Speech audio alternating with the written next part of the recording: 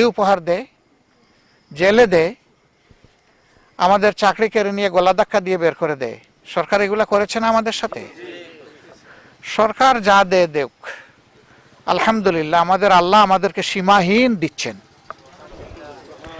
আমরা পদে পদে অন্তরের চোখ দিয়ে আল্লাহকে দেখি। আল্লাহকে না দেখলে আমাদের অস্তিত্ব এই বাংলার মাটির উপরে থাকার কথা ছিল না। তবে যারা আমাদের ক্ষতি করছেন তাদের জন্য আমাদের দুঃখ হয়। আমাদের ক্ষতি করে তাদের আখেরাত ধ্বংস হোক, এটা আমরা চাই না। আল্লাহ তাআলার দরবারে দোয়া করি আল্লাহ তাদেরকেও ক্ষমা করে দিন। আমাদের দোয়া কবুল করে মানুষগুলাকে যদি ক্ষমা করে দেন, তাহলে হাসরের দিন এমন তো হতে পারে যে এরা আল্লাহর কাছ থেকে মুক্তি পাওয়ার পরে বলবে, আল্লাহ এত জুলুম এই লোকগুলার উপরে করেছিলাম, কিন্তু শুধু তোমার দিকে তাকাইয়া আমাদেরকে ক্ষমা করে দিছিল, শুধু আমরা জাহান্নামে কেমনে জ্বলবো এই ভয়ে আমাদেরকে ক্ষমা করে দিছিল। আল্লাহ আজকে আমাদের আবেদন, এই লোকগুলাকে তুমি ক্ষমা করে দাও। তাহলে সেদিন তাদের সুপারিশও তো আমাদের কাজে লেগে যেতে পারে। এই জন্য আমরা এই বড় মন নিয়েই তাদেরকে ক্ষমা করে দিতে চাই। আল্লাহ আমাদেরকে এবং তাদেরকে কামিল হেদায়েত নসিব করুন। আমার সম্মানিত ভাইয়েরা, দোয়া করবেন আমাদের জন্য, দোয়া করবেন এই দেশে যেন এমন একটা শাসন, একটা সরকার, একটা প্রশাসনিক ব্যবস্থা চালু করা যায়, যেই ব্যবস্থায় রাষ্ট্রের শাসক, কর্মকর্তা এবং কর্মচারীরা দিনভর আল্লাহর পক্ষ থেকে দেওয়া মানুষের প্রতি সামাজিক যে দায়িত্ব এটা পালন করে, আল্লাহকে ভয় করে, আল্লাহ সন্তুষ্টির আশায়, আর তাহাজ্জুদের সময় উঠে গিয়ে সেজদায় পড়ে যায়, কেঁদে কেঁদে বলে, আল্লাহ আমি তো মানুষ, গুনাহগার, নাফরমান, বুঝে শুনে করি নাই আল্লাহ, জানাশোনা মতো, কিন্তু শয়তান তো আমাকে পদে পদে ধোঁকা দেয়, আমি জানি না আমার দ্বারা কার হক নষ্ট হয়ে গেছে, তোমার হক নষ্ট হয়ে গেছে, আল্লাহ তুমি ক্ষমা করে দাও। আজ যদি তুমি আমাকে ক্ষমা করে দাও গফুরুর রাহিম, হাসরের দিন তুমি যখন হবে ওয়াহিদুল কাহার, তোমার সামনে আমি হালকা হয়ে দাঁড়াতে পারবো। না হয় 19 কোটি মানুষের পাপের বোঝা নিয়ে তোমার সামনে আমাকে দাঁড়াতে হবে। আল্লাহ আমি পারবো না, আমাকে এখানেই ক্ষমা করে দাও। আর যদি তুমি আমাকে আগামী দিনের হায়াত দাও, তাহলে আজকে যে ভুল ত্রুটি হয়েছে তার কাজা আমাকে আদায় করার শক্তি দিও, এবং আগামীকাল আমার জন্য যে দায়িত্ব নির্ধারিত আছে সেই দায়িত্বটা আমাকে দিয়ে তুমি পালন করাই আল্লাহ। প্রধান শাসক যদি সেজদায় পড়ে বলে, মাবুদ আমি এবং আমার রাষ্ট্রের জনগণ তোমার সাথে যেভাবে তোমার হক আদায় করে ফরমাবরদারি গুলামি করার কথা ছিল পারি নাই আল্লাহ, আল্লাহ আমার ভুলের কারণে আমার জাতিরে তুমি কষ্ট দিও না মাবুদ, মাফ করে দাও। আকাশের দুয়ার তুমি আমাদের জন্য রহমতের খুলে দাও, জমিন তুমি আমাদের জন্য উর্বর বানায় দাও। যদি শাসক এইরকম সেজদায় পড়ে চোখের পানি দিয়ে তার দেশের জনগণের জন্য আল্লাহর কাছে সাহায্য চায়, আশা করা যায় আল্লাহর রহমতের দরিয়ায় জোয়ার শুরু হবে ইনশাআল্লাহ। এমন একটা দেশ জামাতে ইসলামী গঠন করতে চাই, ওই চরিত্রের মানুষদেরকে ওই সমস্ত জায়গায় বসাতে চাই। আপনারা কি এটা পছন্দ করেন? শিওর? আলহামদুলিল্লাহ। যদি তাই হয় তাহলে এই কাজে আমাদের সকলের কাছ থেকে আমরা একটু ভালোবাসা, একটু মায়া, একটু দরদ এবং একটু সহযোগিতা চাই। আশা করি আপনারা আমাদেরকে মাহরুম করবেন না ইনশাআল্লাহ। আমার সম্মানিত ভাইরা, যে ভাইদের হাতে, 10 জনের হাতে, ভাই বোনদের হাতে আজকে আমরা চিঠিটা তুলে দেব, এই চিঠির ভিতরে আমি আগেই বলেছি লেখা থাকবে যে কি কি জিনিস আপনার ঘরে পৌঁছে যাবে। এর বাইরে যা লাগবে তাও দেওয়া হবে ইনশাআল্লাহ। আল্লাহ যেন আমাদেরকে তৌফিক দান করেন। আমরা কিছুই পারবো না আমাদের মাবুদ যদি আমাদেরকে সাহায্য না করেন, আর আমরা অনেক কিছু পারবো যদি আল্লাহ আমাদেরকে দিয়ে করায় নেন। আমরা চাই যে দ্বিতীয়টাই হোক, আল্লাহ যেন আমাদেরকে দিয়ে করায় নেন। আমরা আপনাদের ঘরে ঘরে গিয়ে যদি সবাইকে একটু সালাম দিয়ে আসতে পারতাম, একটু সবার ঘরের অবস্থা দেখে আসতে পারতাম, বড় ধরনের প্রশান্তি নিয়ে ঢাকায় ফিরে যেতে পারতাম, কিন্তু সময় আমাদেরকে এলাও করছে না, পারছি না। এটা আমার অক্ষমতা, আপনারা ক্ষমা করবেন যারা এসেছেন, আর যারা আসেন নাই তাদের কাছে মেহেরবানি করে আমাদের সালামটা পৌঁছাবেন। এবং ন্যায়ের পথে কোরআনের সাথে আগামীর লড়াইতে যা আমাদের সামনে আসুক, আমরা আল্লাহ তাআলার সাহায্য চাই। আর আল্লাহ তাআলাকে সাক্ষী রেখে বলছি, আমাদের মঞ্জিল এদেশের বঙ্গভবন নয়, গণভবন নয়।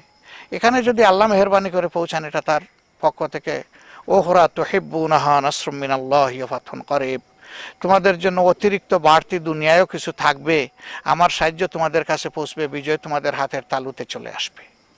এটা যদি আল্লাহ পছন্দ করেন আলহামদুলিল্লাহ। সেই ক্ষেত্রে আমরা কথা দিচ্ছি আমরা কারো উপর প্রতিশোধ নেব না। আমাদের 3 দফা কর্মসূচি আমরা বাস্তবায়ন করব যা আল্লাহ আমাদেরকে দিয়েছেন। 3 দফা হচ্ছে, তোমরা কি করবা?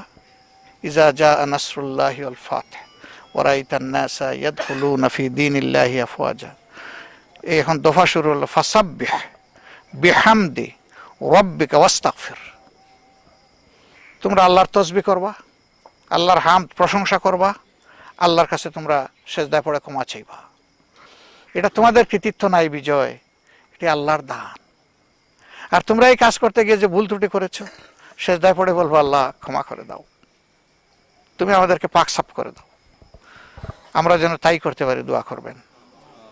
সম্মানিত ভাইরা, আমি খুবই আশাবাদী আগামীকাল মঙ্গলবার আমাদের পূর্বাকাশে সূর্য যেমন স্বচ্ছ আলোকিত হয়ে উঠবে, 92 ভাগ মুসলমানের বাংলাদেশে কোরআনের শাসন ইনশাআল্লাহ কায়েম হবে।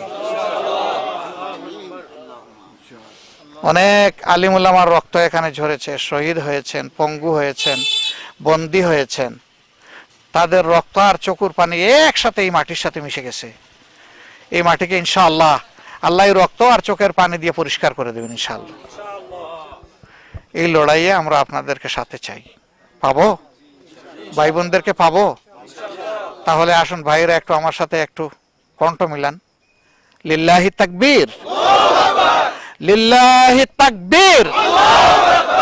মাবুদ তুমি শুনলে, মাবুদ তুমি দেখলে, এই বান্দাদেরকে আমাদের সবাইকে তুমি তোমার গোলাম হিসাবে আল্লাহ তালিকাভুক্ত করে নাও।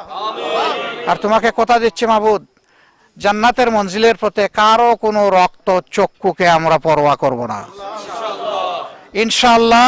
আমরা সর্বাবস্থায় তোমার উপর ভরসা রেখেই আমরা জান্নাতের দিকে আগাতে থাকব। কারণ তোমার হুকুম হচ্ছে সারিউ ইলা মাগফিরাতিম মির রাব্বিকুম ওয়া জান্নাহ আরদুহাস সামাওয়াতি ওয়াল আরদু উইদ্দাত লিল মুত্তাকিন। তোমরা দৌড়াও প্রভুর মাগফিরাত আর জান্নাতের দিকে দৌড়াও, পিছনে তাকানোর কোনো সময় নাই মুমিনদের। ওই জান্নাত আসমান আর জমিন জোড়া দিলে যা হবে, প্রত্যেক জান্নাতের জন্য আল্লাহ তাআলা ওই পরিমাণ মিরাজ সেদিন দান করবেন। কিন্তু আল্লাহ বলছেন না, এত মহামূল্যবান এই সম্পদ সকলের কপালে জুটবে না, শর্ত একটা পূরণ করতেই হবে, ওয়াইদ্দাত লিল মুত্তাকিন।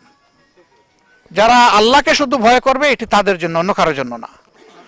আল্লাহ তাআলা তুমি আমাদেরকে সেই রকম একটা অন্তর দাও। আল্লাহুম্মা ইন্না নাসআলুকা কালবান খাশিআন ওয়া শাকিরান। হে আল্লাহ, তোমার কাছে চাই তোমাকে ভয় করাকারী একটা অন্তর আর তোমার নিয়ামতের শুকরকারী একটা অন্তর। আল্লাহ তাআলা আমাদেরকে দান করুন। প্রিয় ভাইরা, আপনারা শুকরিয়া আদায় করুন।